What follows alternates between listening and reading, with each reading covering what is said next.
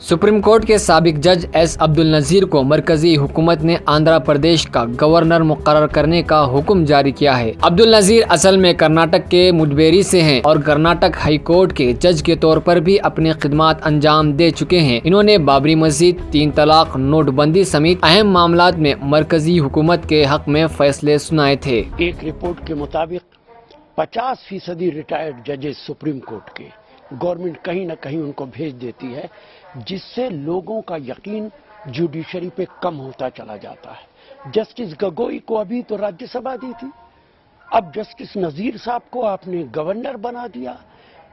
رام جنم بھومی، بابری مسجد کا supreme court کے فیصلے پر بہت لوگ سوالیہ نشان لگاتے چلے آ رہے ہیں کہ گورنمنٹ کے دباؤ میں ہوا ہے۔